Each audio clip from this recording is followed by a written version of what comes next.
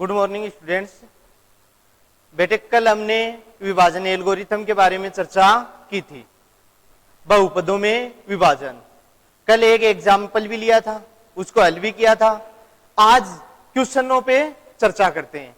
तो अपना first question है, विभाजन एल्गोरिथम का प्रयोग कर एफ एक्स में जी एक्स का भाग देने पर भागफल व शेषफल ज्ञात कीजिए।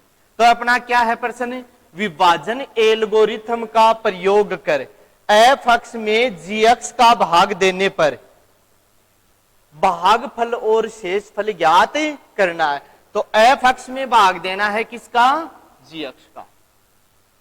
तो सबसे पहले तो मैंने कल क्या कहा था कि जो भी एफ एक्स है या जी एक्स है उसके पदों को घटती घातों के रूप में लिखेंगे, चर की घटती घातों के रूप में। तो एफ एक्स है अपने पास 3x cube plus x square plus 2x plus 5 और gx है 1 plus 2x plus x square. अब ये देखो, ये तो घटती घातों के रूप में था, ये घटती घातों के रूप में नहीं है। अचर पद पहले दे रखा है। सबसे बड़ी घात क्या है इसमें, x स्क्वायर। तो जो सबसे बड़ी घात है उस पद को सबसे पहले लिख लो, प्लस उससे छोटी घात, ये दो घात है, एक घात का पद क्या है 2x प्लस अचर पद 1। तो ये हो गया अपना एफ एक्स और जी एक्स। अब भाग दो एफ एक्स में जी एक्स का, तो कैसे लिखेंगे, एफ एक्स भाग जी एक्स बराबर ज्ञात करना है आपने को। तो ये कैसे करेंगे, भाग का चिन्ह अपना ये होता है, फिर एफ एक्स का मान रख देंगे, यानी भाज्य क्या है 3x cube plus x square plus 2x plus 5 और भाजक क्या है x square plus 2x plus 1। तो बेटे कल जो मैंने बताया था उसमें भाजक में एक ही घात थी x की, यहां कितनी आ गई 2 आ गई, वहां केवल 2 पत्ते, यहां कितने आ गए 3। तो कोई दिक्कत नहीं है, तरीका वो का हो रहेगा। क्या कहा था, फर्स्ट पद है उसका फर्स्ट पद में भाग दो, और एक संख्या का भाग भी साथ हल किया था। वही तरीका है सेम जो अपना संख्याओं का भाग होता है वो का वो है, उसमें भी प्रथम अंक में भाग देते हैं, यहां प्रथम पद में देंगे। तो क्या हो जाएगा 3x क्यूब में x स्क्वायर का भाग दिया, तो ये दो घातें क्या हो गई, कैंसिल हो गई। तो क्या बचा 3x बचा, क्या बचा 3x। अब 3x बचा है, भाग में भी एक बार दोबारा मैं संख्या का भाग लेके आपको बता देता हूं, 2 का भाग दे रहे हैं, तो 2 का भाग 5 में कितनी बार गया, 2 बार गया, 2 दूनी 4, बच गया क्या 1। तो वही क्रिया यहां करनी है, x स्क्वायर का भाग 3x क्यूब में कितनी बार गया 3x बार। फिर क्या करते हैं, ये जो भागफल है इसको भाजक से गुणा करके नीचे लिखते हैं। तो यहां भागफल क्या है 3x, भाजक क्या है x square plus 2x plus 1, इससे गुणा करो। 3x को x स्क्वायर से गुणा किया तो 3x क्यूब प्लस 3x को 2x से गुणा किया तो 6x स्क्वायर प्लस 3x को 1 से गुणा किया तो 3x। फिर यहां क्या किया, नीचे वाली संख्या का चिन्ह चेंज किया, प्लस के 4 थे क्या हो गए माइनस के, यानी घटाते हैं हम ऐसे बोल देते हैं, यहां भी घटाएंगे या चिन्ह चेंज करेंगे। तो क्या हो जाएगा, ये प्लस था माइनस, ये भी माइनस और ये भी माइनस, ये दोनों कैंसिल हो गए। फिर x स्क्वायर का पद है ये माइनस का 6x स्क्वायर है, तो माइनस 6x स्क्वायर में से 1x स्क्वायर घटाओ, कितना बचेगा माइनस का 5x स्क्वायर बच गया। फिर यहां देखो प्लस के 2x है माइनस के 3x है, तो बड़ी संख्या किसकी है माइनस की, तो क्या बचेगा माइनस का क्या केवल 1x, एक अक्ष का मतलब एक लिखने की जरूरत नहीं है। फिर क्या करेंगे आगे, यहां क्या करते हैं अगला अंक उतारते हैं 4, फिर 2 का भाग देंगे, तो यहां भी क्या करेंगे आगे जो पद बच गया वो लिख लो, 5 बचा हुआ है। फिर क्या करेंगे प्रथम पद में भाग, वही क्रिया जैसे यहां हुई वो की वो प्रोसेस यहां करनी होगी, तो इसमें भी जो यहां हुई वो की वो प्रोसेस यहां करेंगे। तो क्या है अपने पास -5 अक्ष स्क्वायर, इसमें किसका भाग दें अक्ष स्क्वायर का, तो अक्ष स्क्वायर समान का आता है, कैंसिल हो गया, क्या बचा -5, तो ये क्या आ गया -5, यहां 7 बार जा रहा है तो 7 दूनी 14, बच गया क्या 0। अब इसके आगे क्या करते हैं, क्या किया हमने 7 को इससे गुणा करके लिखा है, तो यहां भी -5 को इससे गुणा करके लिखेंगे, तो -5 को अक्ष स्क्वायर से गुणा किया -5 अक्ष स्क्वायर, फिर -5 को 2 अक्ष से गुणा करेंगे तो -10 अक्ष, फिर -5 को 1 से गुणा करेंगे तो -5, फिर यहां क्या करते हैं चिन्ह बदलते हैं, यहां भी चिन्ह बदल दो, ये माइनस है प्लस, ये माइनस है प्लस, ये माइनस है प्लस, ये दोनों कैंसिल हो गए। अगला देखो, यानी कि अक्ष स्क्वायर का पद तो 0 हो गया, अक्ष का पद देखो प्लस के 10 अक्ष माइनस का 1 अक्ष, क्या बचा प्लस के 9 अक्ष, और 5 5 10, ये क्या हो गया शेषफल हो गया। तो हम क्या लिख देंगे, अपना प्रश्न पूरा हो गया। अब आगे भाग नहीं जा रहा है, क्यों, क्योंकि ये क्या है 9 अक्ष है और ये क्या है अक्ष स्क्वायर है, तो 9 अक्ष यहां चरों की घातों के अनुसार छोटी बड़ी संख्या होगी, ये तो अचर मान है, तो अक्ष का मान अक्ष की घात 1 अक्ष स्क्वायर से छोटी होती है, अक्ष की घात 1 अक्ष स्क्वायर से क्या होती है छोटी, तो इसका मतलब छोटी संख्या में बड़ी संख्या का भाग नहीं जाता है, तो भाग पूरा हो गया अपना, क्या हो गया भाग पूरा। तो अब अपन क्या लिख सकते हैं, अतः भागफल तो क्या है 3 अक्ष -5, और शेषफल क्या है, शेषफल है अपना 9 अक्ष प्लस 10, ये तो शेषफल, और ये भागफल। इस प्रकार से अपना प्रश्न हल हो जाएगा। तो बेटे इसमें कुछ नहीं है, साधारण जो अपना संख्याओं का भाग है वो ही भाग है, केवल फर्क इतना ही है कि यहां पे हम क्या करते हैं चरों के रूप में दे रखा है, और वहां अपने को संख्याओं के रूप में दिया हुआ होता है।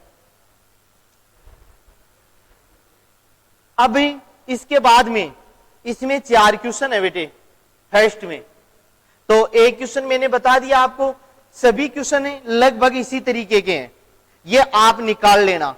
और अब मैं क्वेश्चन बताता हूं आपको क्वेश्चन नंबर 2 से, कल एक एग्जाम्पल बता दिया था भाग का, सेम यही प्रोसेस थी, एक क्वेश्चन हो गया।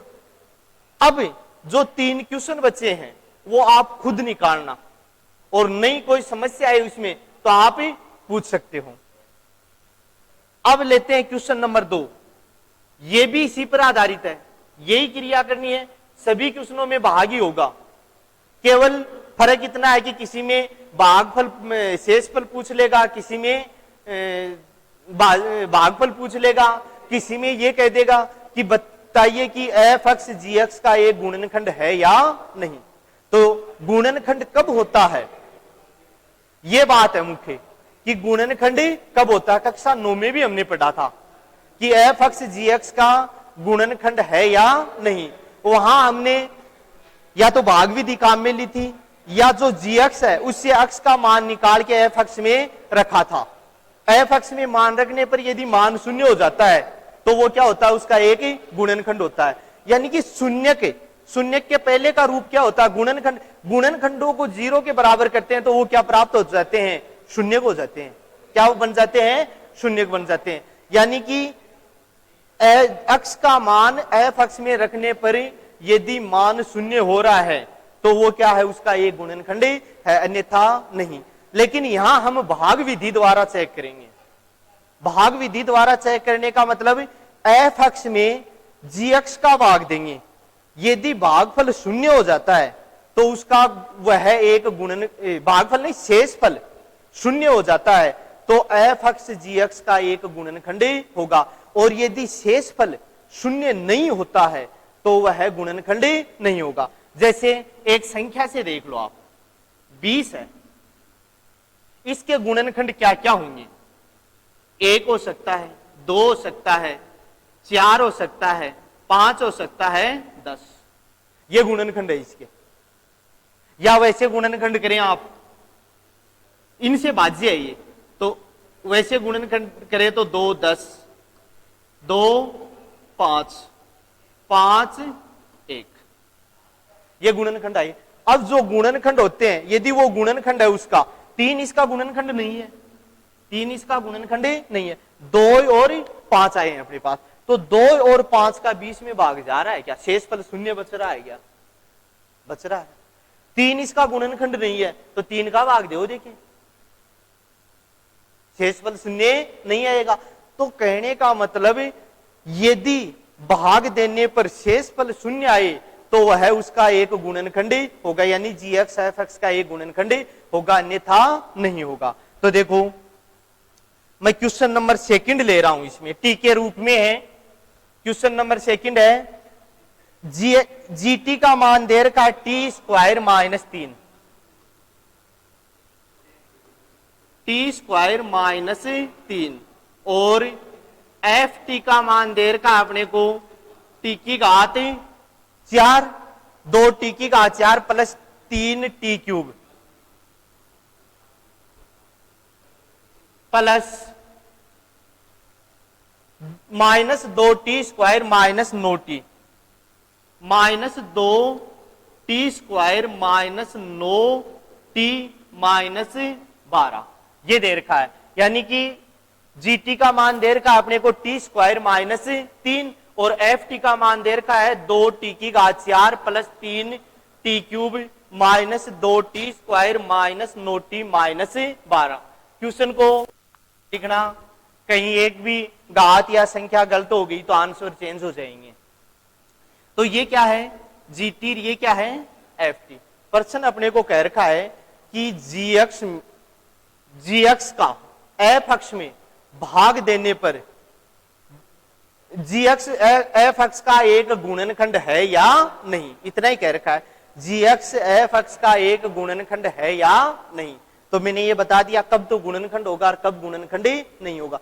यदि हम जी एक्स में का एफ अक्ष में भाग दें, शेषफल शून्य आ जाए तो कह देंगे कि गुणनखंड है, अन्यथा गुणनखंड नहीं है। तो हम क्या करें, पहले जी एक्स का एफ अक्ष में भाग देंगे, तो यहां टी के रूप में है तो टी के रूप में ले लेंगे, 2 टी की घात 4 plus 3 T cube minus 2 T square minus 9 T minus 12, और भाग दिया टी स्क्वायर माइनस 3 का, ये भाग देना है।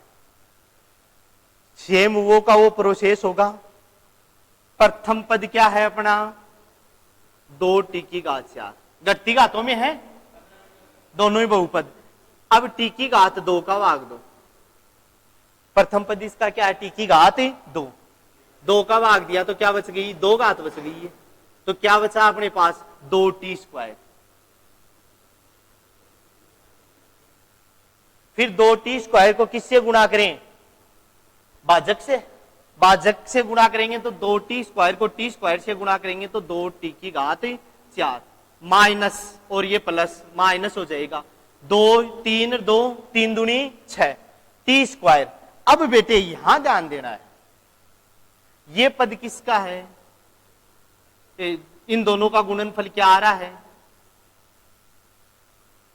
6 टी स्क्वायर, टी क्यूब का पद है अपने पास पहले, तो ध्यान ये रखना है कि टी स्क्वायर का पद टी स्क्वायर के नीचे रखना है। यहां भी रख सकते हैं लेकिन उसमें कंफ्यूज हो जाएंगे। कैसे? क्योंकि हमें पता है कि बहुपदों में समान पदों का जोड़ बाकी होता है। तो समान पद का मतलब जिसकी घातें समान हो, जिसकी घातें यानी चरों की घात क्या हो? समान हो। तो यहां 2 घात प्राप्त हो रही है अपने को, तो ये किस पद में जोड़, इसको किस पद में जोड़ घटा सकते हैं केवल 2 घात वाले पद में।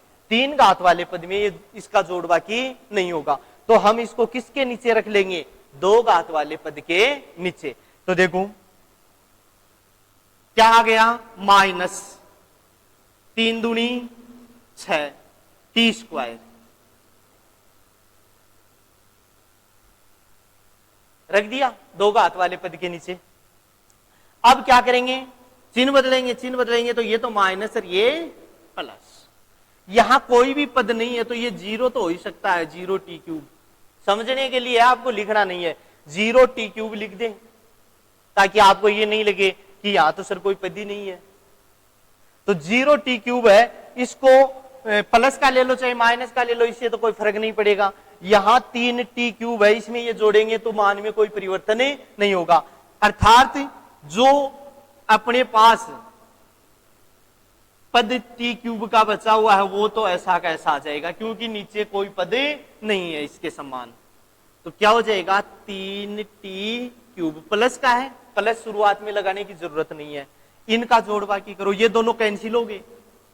इनका जोड़ बाकी करेंगे, प्लस के 6t² माइनस के 2t², तो कितने बचे, प्लस के 4t² माइनस 9t माइनस 12। ठीक है। अब देखो फिर वही क्रिया, प्रथम पद में प्रथम पद का भाग। तो प्रथम पद क्या है, 3t³ बट्टे t², 2 घात कैंसिल, यहां तो 1 बच गई, यहां कुछ नहीं बचा। एक यानी t² का भाग 1 बार गया, तो क्या बच गया अपने पास, भाग दिया तो प्लस के 3t, प्लस के 3t, प्लस के 3t को इनसे गुणा करो, 3t को t² से गुणा किया तो 3t³। फिर 3t को किससे गुणा करें, -3 से, तो माइनस और प्लस माइनस, क्या हो जाएगा, 3 × 9 t। तो किस पद के नीचे आएगा, ये t के पद के नीचे। माइनस का है चिन्ह, प्लस और माइनस माइनस, और 9t। चिन्ह बदल दो, ये माइनस और ये प्लस, ये कैंसिल हो रहा है। इसके नीचे कोई पद नहीं है तो ये ऐसा कैसा आएगा, 4t²। फिर क्या बच गया, ये देखो इन दोनों का जोड़ करो, ये दोनों 1 प्लस 1 माइनस कैंसिल, ये माइनस के 12 ऐसे कैसे। फिर प्रथम पद क्या है, 4t² है, इसमें फिर पहले पद का भाग t² का, तो ये t² कैंसिल, क्या बचा 4, किसके, प्लस के। t² को अब 4 को किससे गुणा करें, भाजक से गुणा करें, सेम वही प्रोसेस जो पहले करते आ रहे हैं। तो 4 को t² से गुणा किया, 4t² माइनस प्लस और माइनस माइनस हो गया, 4 × 12। फिर क्या करें, चिन्ह बदले, चिन्ह बदलेंगे तो ये माइनस और ये प्लस, ये दोनों कैंसिल, ये दोनों भी कैंसिल, शेष फल क्या आया, 0। तो इसका मतलब क्या हुआ, यह इसका एक गुणनखंड होगा या नहीं होगा, शेष फल 0 आ गया तो गुणनखंड होगा। तो हम नीचे क्या लिख सकते हैं, अतः यहां t के रूप में है GT FT का एक गुणनखंड होगा या है। इस प्रकार से अपना ये प्रश्न हल हो जाएगा। तो बेटे ध्यान रखना है, एक क्वेश्चन पक्का मिलेगा भाग पर आधारित एग्जाम में। अब इसमें और भी क्वेश्चन है, एक क्वेश्चन और समझा देता हूं आपको शॉर्टली, थर्ड का।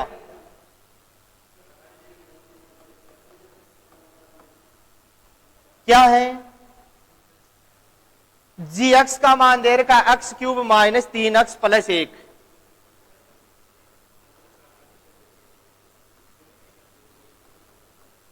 और f(x) का मान दे रखा है x⁵ minus 4x³ plus x² plus 3x plus 1।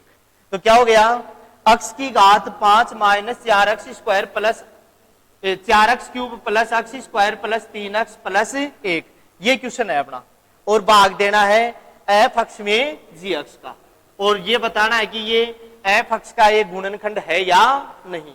तो गुणनखंड कब होगा? जब शेषफल शून्य आए। तो देखो भाग दो, अक्ष की घात 5 माइनस 4 अक्ष क्यूब प्लस अक्ष स्क्वायर प्लस 3 अक्ष प्लस 1, और भाग देना है अक्ष क्यूब माइनस 3 अक्ष प्लस 1 का। पहले तो ये देखो घटती घातों में है क्या है, इधर भी देख लो ये भी घटती घातों में है। अब अपने को करना क्या है?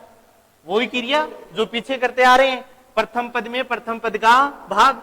तो अक्ष की घात 5 में अक्ष क्यूब का भाग दिया, क्या आया? अक्ष स्क्वायर। ये चीजें रफ में करनी है, तो क्या आ गया?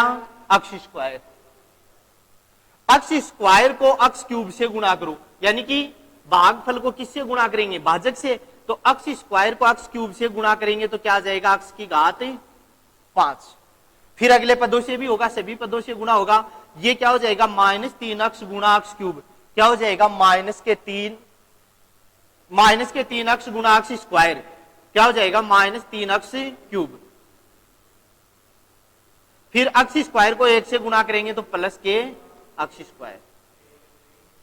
यहां तक हो गया। फिर क्या करेंगे? चिन्ह चेंज करेंगे, ये माइनस ये प्लस ये माइनस, ये कैंसिल हो गया।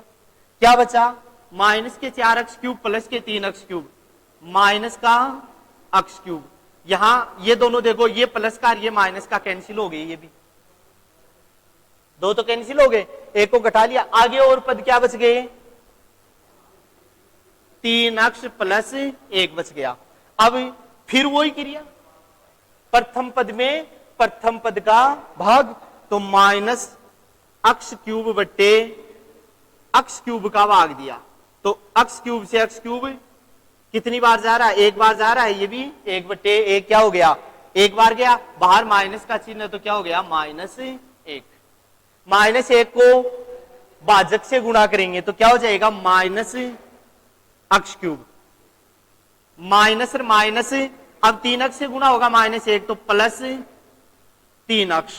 फिर माइनस 1 को प्लस 1 से गुणा किया, माइनस 1। चिन्ह बदलो, प्लस माइनस प्लस, ये कैंसिल ये कैंसिल ये कैंसिल, क्या बचा? शून्य बचा। तो इसका मतलब क्या हो गया कि एफ अक्ष का जी अक्ष एक गुणनखंड है। एफ अक्ष का जी अक्ष एक गुणनखंड है। अब देखो बेटे, इस प्रकार से ये फर्स्ट और सेकंड क्वेश्चन है, इनमें देना अपने को भाग। फिर थर्ड क्वेश्चन आएगा, उसमें जैसे शून्य के कितने होते हैं, शुरुआत में भी बताई थी। जितनी घात होती कोई भी बहुपद है, उसकी अधिकतम घात जितनी है उतने ही उसके शून्य के होंगे। तो आगे अपने को जैसे शून्य पूछेगा, उसमें 4 घात का, तो 2 शून्य का अपने पे आएंगे, शून्य का हमें ज्ञात करने होंगे। उसमें 2 शून्य दिए हुए आएंगे, तो उन शून्य को से हम उनके गुणनखंड ज्ञात करेंगे, और फिर उन 2 शून्यकों का एक बहुपद बनाएंगे, और उस बहुपद का भाग देंगे एफ अक्ष में। तो अपने पास एक कोई बहुपद आता भागफल के रूप में, उस भागफल को फिर सरल करके शून्य के ज्ञात करेंगे। आज आपको ये मैंने 10 क्वेश्चन करवा दिए, 9-10 क्वेश्चन तो बता दिए हैं। बाकी जो बच गए वो आपको हल करने, बहुत ही इंपॉर्टेंट चीज है बेटे। 9th में भी आपको अच्छी तरह सिखाई हुई है, और इसको कंप्लीट करना है। एक क्वेश्चन पक्का मिलता है इस टाइप का। के साथ धन्यवाद।